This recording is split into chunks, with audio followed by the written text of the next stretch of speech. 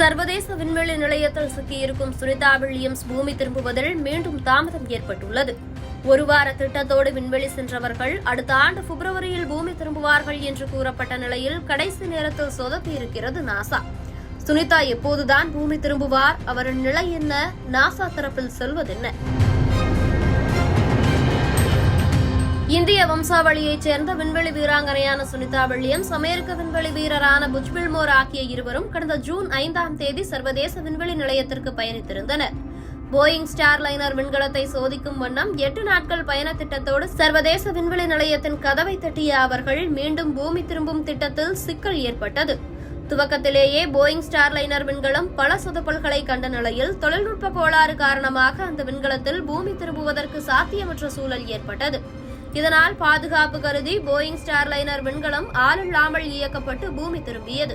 அத்தோடு அங்கேயே தங்கும் சூழலுக்கு தள்ளப்பட்ட சுனிதாவையும் புஜ் வில்மோரையும் பூமி அழைத்து வர ஸ்பேஸ் எக்ஸ் நிறுவனத்தின் டிராகன் கிரூ 9 திட்டத்தை கையில் எடுத்தது நாசா. எலான் மஸ்கின் உதவியோடு நாசா போட்ட திட்டத்தின்படி டிராகன் கிரூ 9 விண்கலம் கடந்த செப்டம்பரில் சர்வதேச விண்வெளி நிலையத்தை அடைந்தது. சுனிதாவையும் வில்மோரையும் அழைத்து வர ஏதுவாக 2 காலி இருக்கைகளோடு 2 விண்வெளி வீரர்கள் பயணித்த டிராகன் கிரூ 9 விண்கலம் அடுத்த ஆண்டு பிப்ரவரியில் பூமி திரும்ப திட்டமிடப்பட்டது. அப்படி அவர்கள் இருவரும் பூமி திரும்புகையில் அவர்கள் செய்த பணியை கவனிக்க வேறொரு குழு விண்வெளி நிலையத்தை அடைய வேண்டும். அதற்கு ஏற்றபடி டிராகன் கிரூ 10 என்ற திட்டமும் வகுக்கப்பட்டது. இந்நிலையில்தான் டிராகன் கிரூ 10 விண்கலத்தை அனுப்பும் திட்டத்தில் தாமதம் ஏற்பட்டுள்ளதாக கூறியுள்ளது நாசா. டிராகன் கிரூ 10 விண்கலத்தின் பணிகள் இன்னும் முழுமை பெறாததால் அதன் சோதனை உள்ளிட்டவை நேரம் எடுக்கும் என்பதாலும் அடுத்த ஆண்டு மார்ச்சுக்கு முன்னதாக விண்ணில் செலுத்த சாத்தியமில்லை என்று கூறியுள்ளது நாசா. இந்த குழு விண்வெளி நிலையத்தை அடைந்தால்தான் இவர்களிடம் பணியை ஒப்படைத்துவிட்டு சுனிதாவும் வில்மோரும் பூமி திரும்ப முடியும்.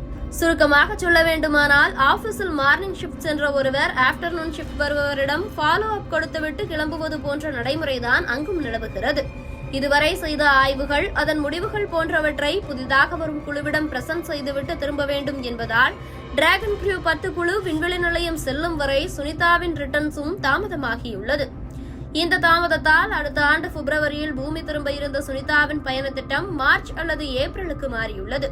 ஒரு விண்வெளி வீரர் நீண்ட காலம் விண்வெளியில் தங்கும் சூழல் ஏற்படும் போது எலும்பு முறிவில் துவங்கி உடலின் முக்கிய உறுப்புகளான இதயம், கல்லீரல் மற்றும் கண்கள் ஆகிய உறுப்புகளில் பல மாற்றங்கள் ஏற்படக்கூடும்.